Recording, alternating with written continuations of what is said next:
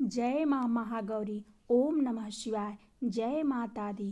प्रिय श्रोताओं, आज का दिन अत्यंत मंगलकारी है क्योंकि शारदीय नवरात्रि की अष्टमी तिथि पर हम सब महाअष्टमी का पावन पर्व मना रहे हैं। यह दिन शिवप्रिया माँ गौरी को समर्पित है। भक्ति भाव से माता महागौरी की पूजा करने से और उनकी कथा का श्रवण करने से जीवन में सुख समृद्धि, धन ऐश्वर्य और वैवाहिक जीवन का आनंद प्राप्त होता है।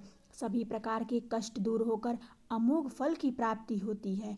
माँ महागौरी की स्तुति में यह विशेष मंत्र प्रचलित है। इसे नव दुर्गा स्तोत्र से लिया गया है और इस प्रकार है। ओम देवी महागौर्याय नमः। नमस्तस्तये नमस्तस्तये नमस्तस्तये नमो नमः। इस मंत्र का नियमित जप करने से जीवन के सभी प्रकार के दुख दरिद्रता का नाश होता है, सौभाग्य, समृद्धि और वैवाहिक सुख की प्राप्ति होती है। माँ महागौरी को प्रसन्न करने के लिए इस मंत्र को अष्टमी तिथि पर, विशेषकर महाअष्टमी के दिन 108 बार जपना अत्यंत शुभ माना गया है। नवरात्रि की अष्टमी अर्थात महाअष्टमी इस वर्ष 30 सितंबर 2025 को है। अष्टमी तिथि 19 सितंबर की साथ लगभग 4:31 से प्रारंभ होकर और समापन 30 सितंबर की शाम 6:06 तक रहेगा। इस पावन अवसर पर मैं आपको सुना रही हूँ माता महागौरी की दिव्य और दुर्लभ व्रत कथा, जिसे सुनने से सभी मनोकामनाएं पूर्ण होती हैं। इसलिए आप सभी श्रोता कृपया श्रद्धा और प्रसन्नचित्त मन से इस कथा का पूर्ण श्रवण करें और इसे अधूरा न छोड़ें, क्योंकि माँ की कथा सुनने से आत्मा निर्मल होती है और हृदय में भक्ति की गंगा प्रवाहित होती है। देवी भागवत पुराण में वर्णित है कि शुंभ और निशुंभ नामक 2 असुरों ने इंद्रलोक पर आक्रमण कर देवताओं को पराजित कर दिया और स्वर्गलोक पर अधिकार जमा लिया। देवता अत्यंत दुखी होकर दिशाओं में भटकते रहे। तभी उन्हें याद आया कि महिषासुर वध के समय माँ दुर्गा ने उन्हें वरदान दिया था कि जब भी कोई संकट आएगा वे उनकी रक्षा अवश्य करेंगी। तब सभी देवता हिमालय पर्वत के समीप गंगा तट पर जाकर देवी माँ की स्तुति करने लगे। इसी बीच भगवान शिव ने भी अनुभव किया कि केवल माँ पार्वती ही इस संकट का समाधान कर सकती हैं, परंतु वे तो अपने गृहस्थ जीवन में रम चुकी थीं और जगत जननी होने का उत्तरदायित्व भूल गई थीं। तब भगवान शिव ने व्यंग्यपूर्वक माता से कहा, देवी, आज तो तुम काली की भांति लग रही हो, तुम्हारा गौर वर्ण कहाँ चला गया? यह सुनकर माता पार्वती खिन्न हुई और बोली, स्वामी, मैंने तो सोचा था आप मुझे हर रूप में प्रेम करते हैं, किंतु आज आपने मेरा उपहास किया। अब मैं आपको गोरी होकर दिखाऊंगी। यह कहकर वे तपस्या हेतु हिमालय चली गईं और वहां भगवान शिव की घोर साधना करने लगीं। तपस्या से प्रसन्न होकर शिव जी ने उन्हें वर दिया और कहा, गंगा स्नान करने से तुम्हें पुनः गौर वर्ण की प्राप्ति होगी। जब माता पार्वती गंगा स्नान कर रही थीं, उसी समय देवता भी आदिशक्ति की आराधना कर रहे थे। स्नान के उपरांत माता पार्वती का स्वरूप अत्यंत तेजस्वी और गौर हो गया तथा उनके शरीर से एक श्याम वर्णा देवी प्रकट हुई, जिन्हें कौशिकी कहा गया। कौशिकी देवी ने माता पार्वती को प्रणाम किया और देवताओं को उनके संकट से मुक्ति का आश्वासन दिया। माता की आज्ञा पाकर कौशिकी देवी हिमालय के रमणीय प्रदेशों में पहुंची और शुंभ निशुंभ को युद्ध करने के लिए ललकारा। भयंकर संग्राम हुआ, जिसमें देवी कौशिकी ने शुंभ निशुंभ और उनकी विशाल सेना का संहार कर दिया और देवताओं को पुनः स्वर्ग का अधिकारी बनाया। इस प्रकार माता महागौरी की कृपा से दुष्टों का अंत हुआ और धर्म की पुनः स्थापना हुई।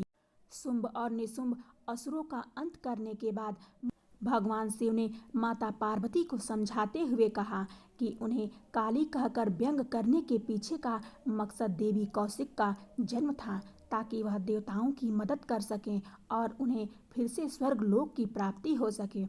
बिना इस व्यंग के शुंभ निशुंभ का वध संभव नहीं था। इस तरह माता पार्वती के शरीर से प्रकट होने के कारण देवी कौशिक उनकी पुत्री कहलाएं। देवी कौशिक को उग्र तारा या महोक तारा कहा जाता है। वहीं अन्य कथा के अनुसार माँ महागौरी ने देवी पार्वती के रूप में भगवान शिव को पति के रूप में प्राप्त करने के लिए कठोर तपस्या की थी। एक बार भगवान भोलेनाथ ने पार्वती जी को देखकर कुछ कह दिया, जिससे देवी का मन आहत हुआ और माता पार्वती तपस्या में लीन हो गईं। इस प्रकार वर्षों तक कठोर तपस्या करने पर पार्वती जी नहीं आईं। तो पार्वती जी को खोजते हुए भगवान शिव जी उनके पास पहुंचते हैं और वहां पहुंचते ही देवी पार्वती को देखकर आश्चर्यचकित रह जाते हैं। पार्वती जी का रंग अत्यंत ओजपूर्वक होता है। उनकी छटा चांदनी के समान श्वेत और कुंदन के फूल के समान दिखाई पड़ती हैं। उनके वस्त्र और आभूषण से प्रसन्न होकर भगवान शिव देवी उमा को गौर वर्ण प्रदान कर देते हैं और देवी विद्युत के समान अत्यंत कांत और गौरवर्ण की हो जाती हैं तथा तभी से इनका नाम गौरी पड़ा। महागौरी के रूप में देवी स्नेह में शांत और मृदुल दिखाई देती हैं। वहीं महागौरी जी से संबंधित एक अन्य कथा का भी प्रचलित है। इसके अनुसार एक सिंह काफी भूखा था। वह भोजन की तलाश में वहां पहुंचा जहां देवी उमा तपस्या कर रही थीं। देवी को देखकर सिंह की भूख बढ़ गई, परंतु वह देवी की तपस्या से उठने का इंतजार करते हुए वहीं बैठ गया। इस इंतजार में वह काफी कमजोर हो गया। देवी जब तप से उठी तो सिंह की दशा देखकर उन्हें उस पर बहुत दया आई और माँ उसे अपनी सवारी बना लेती हैं, क्योंकि एक प्रकार से उसने भी तपस्या की थी। इसलिए देवी गौरी का वाहन बैल और सिंह दोनों है। माँ दुर्गा का अष्टम स्वरूप महागौरी है। महागौरी की 4 भुजाएं हैं। उनकी दाईं भुजा अभय मुद्रा में है और नीचे वाली भुजा में त्रिशूल है। बाईं भुजा में डमरू और नीचे वाली भुजा से देवी गौरी भक्तों की प्रार्थना सुनकर वरदान देती हैं। जो स्त्री इन देवी की पूजा भक्ति भाव से करती है, उसके सुहाग की रक्षा देवी स्वयं करती हैं। कुंवारी कन्या माँ की पूजा करती हैं तो उसे योग्य वर प्राप्त होता है। पुरुष जो देवी गौरी की पूजा करते हैं उनका जीवन सुखमय रहता है। देवी उनके पापों को जला देती हैं और शुद्ध अंतःकरण देती हैं।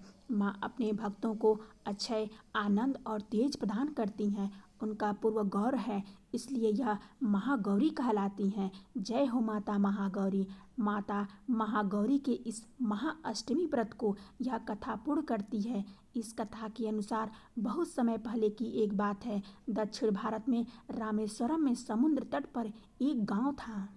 उस गांव में रत्नाकर पंडित रहते थे। पंडित रत्नाकर शिव जी और माता आदि शक्ति के बड़े भक्त थे। उस गांव में पंडित रत्नाकर का मान सम्मान तो बहुत था, परंतु उनकी कोई संतान नहीं थी। पंडित रत्नाकर की पत्नी हमेशा माँ आदि शक्ति से संतान की मन्नत मांगती रहती थी। उन्होंने लगातार कई वर्षों तक माँ की पूजा अर्चना की। कई सालों से संतानहीन पंडित रत्नाकर की पत्नी की प्रार्थना एक दिन माता ने सुन ली और वो गर्भवती हो गई। तो एक रात पंडित रत्नाकर के सपने में एक बालिका ने आकर कहा, मैं तुम्हारे घर में आ रही हूँ, पर मेरी एक शर्त है। मैं जो कुछ करना चाहती हूँ तुम मुझे रोकोगे नहीं। पंडित रत्नाकर को यह आभास हो गया कि माँ आदिशक्ति के सत रज और तम को दिखाने वाले 3 रूप महासरस्वती, महालक्ष्मी और महादुर्गा ने मिलकर ही इस कन्या का रूप लिया है। समय आया और माता की कृपा से इस दिव्य कन्या का जन्म हुआ। पंडित रत्नाकर को यह पता चल गया था कि यह कन्या माँ आदिशक्ति ने धर्म की रक्षा के लिए ही प्रकट की है। पंडित रत्नाकर उसी भाव से कन्या का लालन पालन करने लगे। तीनों महाशक्तियों ने मिलन के उस स्वरूप को उन्होंने त्रिकुटा नाम दिया और उस बच्ची का नाम त्रिकुटा। त्रिकुटा का स्वभाव जन्म से ही अनोखा था। बचपन से ही वह पूजा पाठ और धार्मिक कार्यक्रमों को देखकर प्रसन्न होती थी। त्रिकुटा को यह पता चल गया था कि भगवान विष्णु ने भगवान श्री राम के रूप में धरती पर अवतार ले लिया है। त्रिकुटा ने यह संकल्प ले लिया कि वह भगवान श्री राम से ही विवाह करेगी, अन्यथा आजीवन कुंवारी रहेगी। त्रिकुटा ने अपने पिता से कहा कि वह रामेश्वरम के तट पर रहकर तपस्या करनी चाहती है। शर्त के मुताबिक पंडित रत्नाकर ने उसे नहीं रोका। 10 वर्ष की उम्र से ही त्रिकुटा समुद्र तट पर एक कुटिया बनाकर रहने लगी और भगवान श्री राम को पति मानकर उनको पाने के लिए कठोर तपस्या करने लगी। इसी तरह कठोर तपस्या करते करते त्रिकुटा को बहुत वर्ष बीत गए।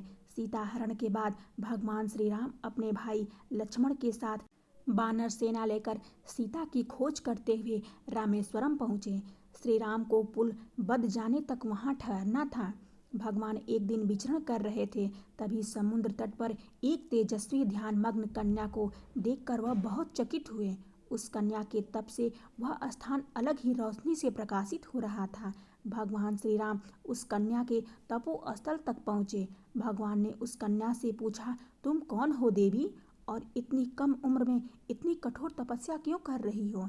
ऐसी क्या अभिलाषा है जिसके लिए ऐसा घोर तप करने को विवश हो? उस कन्या ने भगवान को नम्रतापूर्वक प्रणाम करके कहा, अपना परिचय पंडित रत्नाकर की पुत्री त्रिकुटा के रूप में दे दिया और फिर अपनी प्रतिज्ञा बताई। त्रिकुटा जान गई थी कि उनके सामने साक्षात भगवान श्री राम जी ही खड़े हैं, इसलिए उन्होंने निवेदन किया कि आप मुझे पत्नी के रूप में स्वीकार कर लें। इस पर भगवान श्री राम ने कहा, हे देवी, यह संभव नहीं है। मैं एक ही पत्नी के संकल्प से बंधा हूँ। अपनी पत्नी के अपहरणकर्ता को दंड देने के लिए यहाँ तक सेना सहित आया हूँ। त्रिकुटा को यह सुनकर बड़ा ही दुख हुआ। त्रिकुटा ने अपने कठोर तप का वास्ता दिया और भगवान से विवाह करने की पुनः याचना की। त्रिकुटा ने कहा, प्रभु, क्या मेरा यह तप व्यर्थ हो गया? मेरे तप में क्या वह शक्ति नहीं कि आपको प्राप्त कर सकूं? मेरा तप अभी कम है तो मैं इसे और कठोर करूंगी और तब तक जारी रखूंगी जब तक मेरी अभिलाषा पूरी नहीं हो जाती। भगवान श्री राम ने कहा, जब मैं सीता का पता लगाकर लौटूंगा तब तुम्हारे पास आऊंगा। यदि तुम मुझे पहचान लोगी तो मैं तुम्हारी इस बात पर सही निर्णय करूंगा।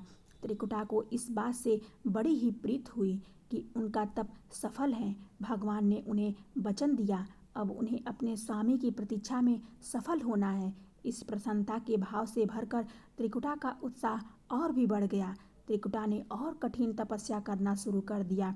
उनके तप का प्रभाव ऐसा था कि उसकी कुटिया के आसपास का पूरा का क्षेत्र एक अलग ही प्रकाश से प्रकाशमान होता था।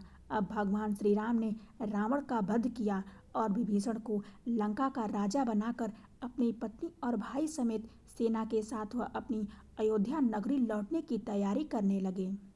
भगवान श्री राम लंका विजय के बाद पुष्पक विमान पर सवार होकर लौट रहे थे। उन्हें त्रिकुटा का दिया हुआ अपना वचन भी पूरा करना था। रामेश्वरम के तट पर पहुंचते ही भगवान श्री राम ने विमान रुकवा दिया। सभी आश्चर्य में पड़ गए तो प्रभु ने उन्हें कुछ पल की प्रतीक्षा करने को कहा। इसके बाद वह अकेले ही चल पड़े। सारी सेना भगवान की आज्ञा के अनुसार वहीं ठहरकर उनकी प्रतीक्षा करने लगी। भगवान श्री राम ने एक बूढ़े ब्राह्मण का भेष धारण कर लिया और देवी त्रिकुटा के पास पहुँचे। प्रभु उनके सामने थोड़ी देर तक रुके पर त्रिकुटा उन्हें पहचान न सकी।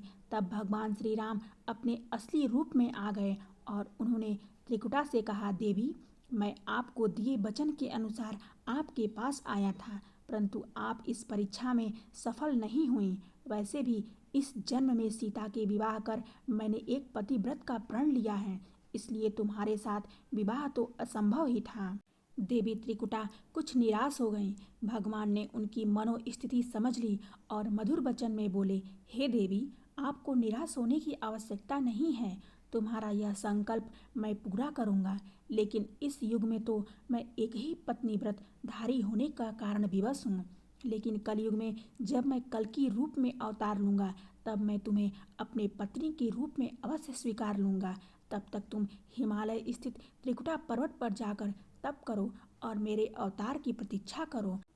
भगवान श्री राम ने त्रिकुटा को वरदान देते हुए कहा, तुम भक्तों के कष्ट और दुखों का नाश करते हुए इस संसार का कल्याण करती रहो। श्री विष्णु का अंश होने और उनके कुल में अवतार होने तथा विष्णु पूजन होने के नाते सारा संसार तुम्हें माता वैष्णो देवी के रूप में पूजा करेगा। जो भी भक्त भक्ति भाव से तुम्हारी पूजा अर्चना करेंगे उन्हें तुम सर्वस्व प्रदान करोगी। भगवान श्री राम यह वरदान देकर चले गए। त्रिकुटा भगवान श्री राम से मिले इस वचन से अत्यंत प्रसन्न थी। उन्होंने प्रभु के आदेशानुसार संसार के कल्याण का संकल्प लिया। त्रिकुटा उत्तरी भारत के माणिक पर्वत श्रृंखला के 3 पहाड़ियों वाले त्रिक पर्वत पर तप करने के लिए आ गई। वहीं पर माता वैष्णो के नाम से विराजमान है। भगवान श्री राम का यह वरदान होने के कारण वैष्णो देवी भक्तों की सभी मनोकामनाएं पूरी करती हैं। इसलिए माता का स्वरूप कुंवारी है। त्रिकुटा भगवान श्री हरि के कल्कि अवतार की प्रतीक्षा कर रही है। तो एक बार प्रेम से बोलिए, वैष्णो देवी की जय, अम्बे माँ की जय। जय हो अम्बे माँ। अपने सभी भक्तों की रक्षा करना, उन्हें सुख शांति और समृद्धि प्रदान करना। प्रिय भक्तगणों, इसके साथ ही अब अन्न धन का भंडार भरने वाली माता अन्नपूर्णा की कथा का श्रवण करते हुए कथा का समापन करते हैं। प्राचीन काल की बात है। पुरुषोत्तमपुर नामक गांव में एक बहुत धर्मात्मा सेठ जी रहा करते थे। उनके 5 पुत्र और एक सबसे छोटी पुत्री थी। उसका नाम गौरी था। सेठ जी का भरा पूरा परिवार था। सेठ जी ने अपने सभी 5 पुत्रों का विवाह कर दिया था और जब छोटी बेटी गौरी विवाह के योग्य हुई तो उन्होंने उसका विवाह एक दूसरे नगर के अपने ही समान धनी परिवार में कर दिया। अब सेठ जी की पुत्री गौरी दुल्हन बनकर जिस घर में गई, उसका पति अपने माता पिता का इकलौता पुत्र था। अब गौरी बड़े ही प्रसन्नतापूर्वक अपने ससुराल में रहने लगी।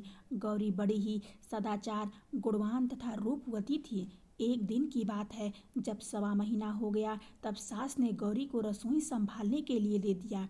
गौरी की सारी बातें समझा दी। गौरी अपनी सासू माँ का पाँव छूकर रसोई में प्रवेश करती है।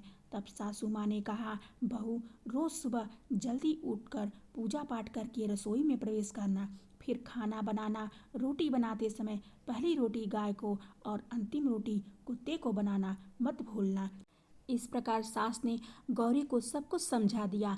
अब देखिए, गौरी 4 लोगों के लिए खाना बनाती है और खाना बनाकर अपने पूरे परिवार को खिलाती है। जब अंत में खुद खाने के लिए बैठी तब वह देखती है कि उसके लिए तो रोटी बची ही नहीं। अब क्या करे? वह चावल दाल और सब्जी खाकर पानी पी लेती है। अब जब शाम होती है तब गौरी ने सुबह से ज़्यादा आटा लगाया और रोटी सब्जी बनाकर रख देती है। जब रात्रि में सब लोग खा लेते हैं तो फिर से जब गौरी खाना खाने के लिए बैठती है और रोटी का डब्बा खोलती है तो उसमें एक भी रोटी नहीं थी। यह देखकर उसे बड़ा ही आश्चर्य होता है कि उसने तो सुबह से भी ज़्यादा आटा लगाया था, लेकिन रोटियां बची ही नहीं। अब वह सिर्फ सब्जी खाकर पानी पीकर सो जाती है। अगले दिन फिर उसने कल से 2 गुना आटा लगाया और रोटियां बनाई, लेकिन फिर से उसे रोटी नहीं मिली। सभी रोटियां खत्म हो गई। अब उस दिन भी आधे पेट खाना खाकर ही उसे रहना पड़ा। इसी प्रकार गौरी चाहे जितना भी आटा लगाती, रोटियां उसके लिए नहीं बचती। यह हर रोज का काम हो गया था। वह सोचने लगी, आखिर कौन नहीं चाहता कि मैं रोटियां नहीं खाऊं, मेरा पेट ना भरे।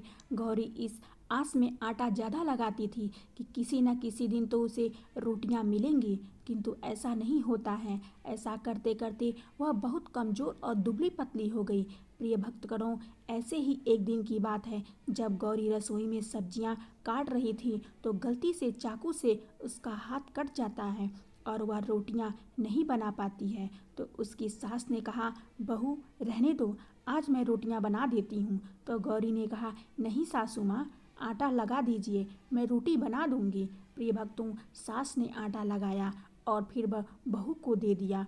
बहू रोटियां बनाकर तैयार कर देती है। घर के सभी सदस्य रात के समय जब खाना खाने लगते हैं, जब सब लोग खाना खा लेते हैं, तब बारी आती है गौरी की खाने की। तो वह बहुत दुखी मन से खाना खाने बैठती है। वह सोचती है, आज तो सासू माँ ने आटा गूँथा है, वह भी बहुत कम। आज तो मेरे लिए रोटियां बची ही नहीं होंगी। यह सोचकर बहू मन ही मन बहुत दुखी होती है। किंतु जब वह रोटी के डब्बे को खोलती है तो उसने देखा कि उसमें 4 रोटियां पड़ी हैं। यह देखकर बहू बहुत खुश होती है। अब क्या करें। ऐसे ही 7 दिनों तक बहू की सास ने आटा गूंथा और बहू रोटियां बनाती थी और बहू को रोज रोटियां मिलने लगी। इन 7 दिन बहू ने भर पेट खाना खाया। जब 8वां दिन आ गया तब सास ने कहा, गौरी क्या मैं आटा गूंथ दूं या फिर तुम आटा गूंथ लोगी। गौरी ने कहा, नहीं सासू माँ, मेरा हाथ ठीक हो गया है, मैं आटा गूंथ दूंगी। प्रिय भक्तों, उस दिन गौरी ने आटा गूंथा और रोटियां बनाई, सबको खाना प्रेम पूर्वक खिलाया। जब उसके खाने की बारी आई तब उसने देखा कि रोटी के डिब्बे में तो रोटियां है ही नहीं, पूरी रोटी खत्म हो गई है। यह देखकर बहू गौरी बहुत ही आश्चर्य में पड़ जाती है। वे सोचती है, जब तक सासू माँ ने आटा गूंथा था तब तक तो मुझे रोटियां मिलती थीं, लेकिन जब से मैं आटा गूंथने लगी तो मुझे रोटियां ही नहीं मिलती, जबकि सासू माँ मुझसे बहुत ही कम आटा गूंथती थी। इसके बाद भी पूरा परिवार उसमें खा लिया करता था। ऐसी क्या बात है। यह सारी बातें सोचकर गौरी बहुत ही परेशान हो जाती है और अगले दिन भर दुखी रहती है। एक दिन की बात है, गौरी के पति ने गौरी से पूछा, गौरी तुम इतना उदास क्यों रहती हो। इतना सारा धन संपत्ति तुम्हारा ही तो है, तुम्हें रोकने टोकने वाला भी कोई नहीं है। तुम अपने मन से अपने पसंद का भोजन बनाकर खा सकती हो। तुम दिन पर दिन इतनी कमजोर कैसी होती जा रही हो। गौरी ने लाज और संकोच से अपने पति को कुछ नहीं बताया। तब उसके पति ने सोचा कि शायद उसकी पत्नी को उसके माता पिता की याद आ रही है। इसलिए अगले दिन गौरी के पति अपने माता पिता से कहते हैं कि पिताजी, मुझे लगता है कि गौरी को उसके माता पिता की याद आ रही है, मैं उसे उसके मायके ले जाकर सबसे मिलवा लाता हूँ। अपने बेटे की बात सुनकर गौरी की सास ससुर तैयार हो जाते हैं और उसे जाने की अनुमति दे देते हैं और कहते हैं, बेटा, यदि बहू को अपने माता पिता से मिलकर प्रसन्नता होती है तो अवश्य ही तुम उसे उसके मायके ले जाओ। अब गौरी का पति अपनी पत्नी को लेकर उसके मायके जाता है। दामाद और बेटी को देखकर उसकी बहुत ही आवाभगत होती है। तरह तरह के व्यंजन बनाए जाते हैं, खिलाए जाते हैं और बहुत सेवा सत्कार होता है। उसी रात में समय मिलने पर गौरी की माँ ने अपनी बेटी को कोने में ले जाकर पूछा, पुत्री, तुम इतनी दुबली कैसे हो गई। तुम बहुत ही कमजोर दिख रही हो, क्या बात है।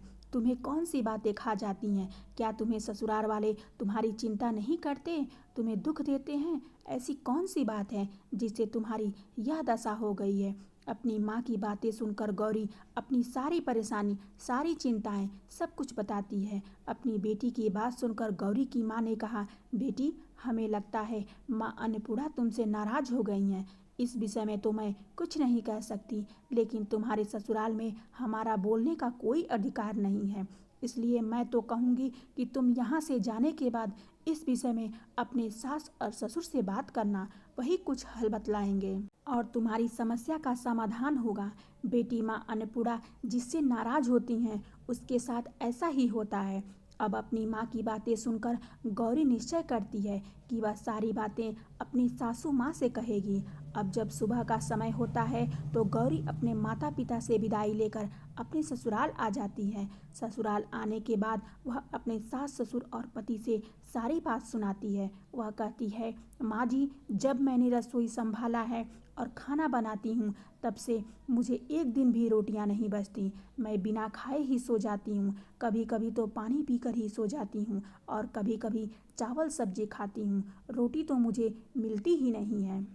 और माँ जी, आपको याद है मेरा हाथ कटा था तब आप उस समय आटा गूंथ दिया करती थीं और वह भी बहुत कम मात्रा में, फिर भी मुझे रोटियां बचा करती थीं और मैं भर पेट खाना खाती थी। लेकिन अब जब मेरे हाथ का घाव ठीक हो गया है तब से मैं फिर से आटा गूंथने लगी और रोटियां बनाने लगी।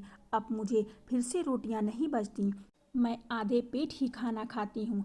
अपनी बहू की बातें सुनकर सास को सब कुछ समझ में आ गया था। उसने कहा, बहू, यह शायद मेरी ही गलती है। मैंने तुम्हें सब कुछ बताया, सब कुछ सिखाया, लेकिन एक बात तो बताना भूल ही गई। ऐसा कहकर सास अपनी बहू का हाथ पकड़कर रसोई में ले जाती है। एक परात में आटा निकालकर उस आटे को अच्छे से गूंथती है।